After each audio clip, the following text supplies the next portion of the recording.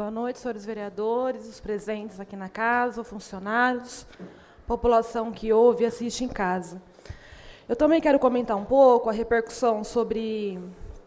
a ação da coligação do PT na Justiça Eleitoral, que o resultado saiu na semana passada, até para que a própria população possa entender um pouco do que se tratava a ação, que diz respeito a abuso do poder público, no caso do prefeito que estava concorrendo à reeleição, de abuso da máquina pública, ou seja, dos aparatos institucionais da prefeitura no que se refere à propaganda,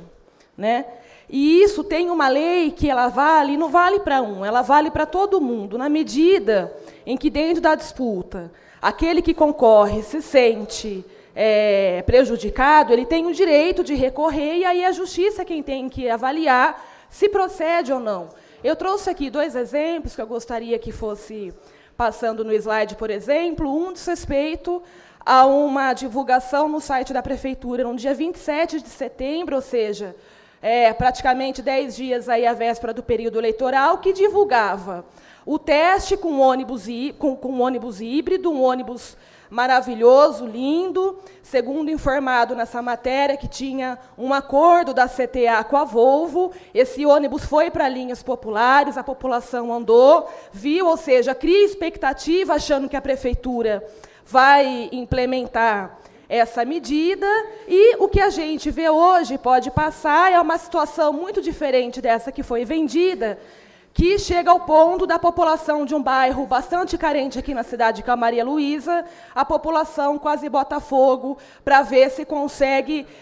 reverter uma situação de injustiça que foi, na verdade, aumentar o tempo de espera pelo ônibus, aquele bairro também lá no Vitório de Santos, situação de frota sucateada, e a CTA apresentando dia após dia um problema e menos a solução. Então, esse é um caso que, no nosso entendimento, refletia uma situação onde a prefeitura fazia propaganda num contexto onde não podia, usava do seu site oficial para divulgar um serviço que, na verdade, nunca pretendeu implementar. Eu trouxe um outro modelo também, que estava na nossa ação, que eram mais de 50 notícias, que falava sobre o empenho e agilidade na construção das 5 unidades de saúde,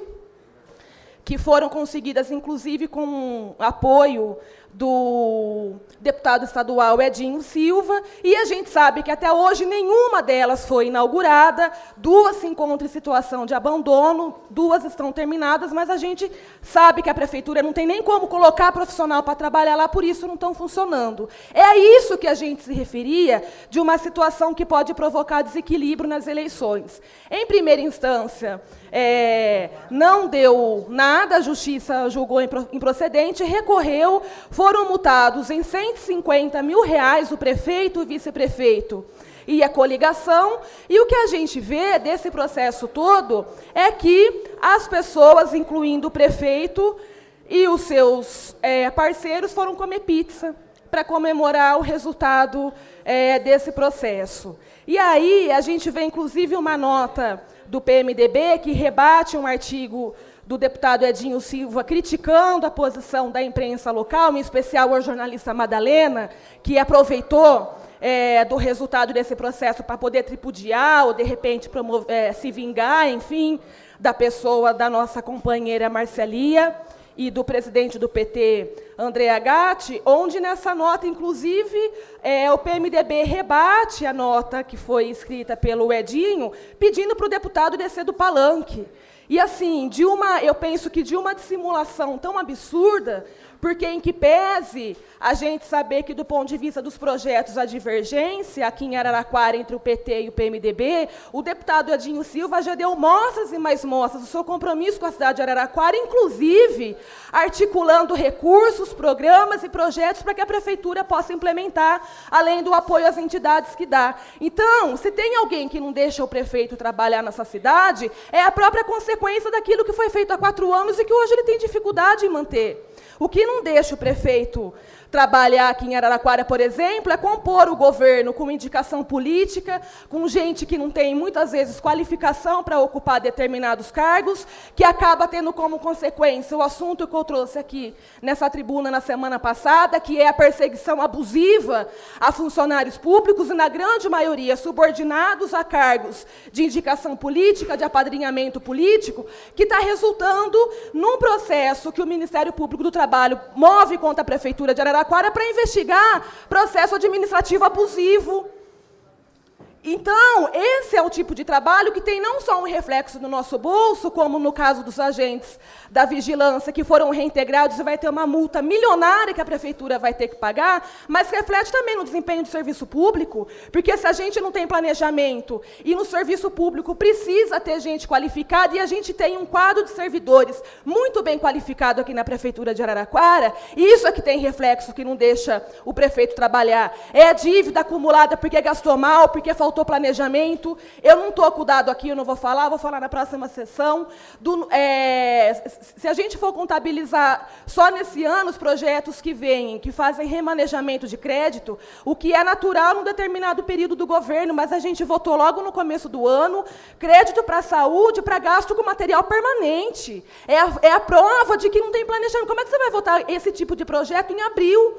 que era para a UPA? Porque não estava previsto no orçamento. Então, se tem alguém que não deixa o prefeito trabalhar, eu acho que é a consequência do que ele faz. Da nossa parte, é legítimo questionar na justiça aquilo que a gente entende que não é legal, e a justiça que se posicione. Nada mais além disso. Se tem alguém que tem que descer do palanque, é o prefeito. E, muitas vezes, a base, quando vem com o discurso de legitimidade das urnas, que parece que esquece que, primeiro, aqui em Araraquara, de 155 mil eleitores, 96 mil não votaram no prefeito Marcelo Barbieri, ou porque votaram no candidato do PT, ou porque votaram no candidato da outra coligação, ou porque não votaram. E é legítimo. Nesse sistema, o prefeito ele é eleito legitimamente, como é eleito a bancada de vereadores. Não significa que ele tem o apoio e a hegemonia do que acontece aqui em Araraquara. Tem que continuar ouvindo, tem que continuar respeitando, tem que continuar dialogando, mesmo porque se elegeu com uma plataforma política que prometia continuar um trabalho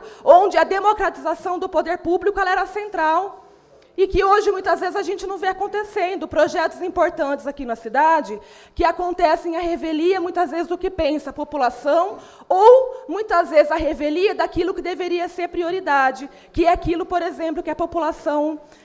discute nos bairros. E, por fim, eu queria fazer uma observação rapidinho. Há um comentário que tem saído na imprensa ultimamente, saiu na Tribuna e no Imparcial, que quando a gente for julgar se o PT tem ou não tem legitimidade para fazer determinadas críticas, como a gente faz ao IPTU, vocês têm que lembrar que nós governamos Araraquara. Pode pegar exemplo de São Paulo, da onde quiser, mas o PT tem história aqui na cidade e nós nunca reajustamos o IPTU acima da inflação. Temos toda a legitimidade do mundo para fazer o debate. Obrigada. Obrigado, vereadora.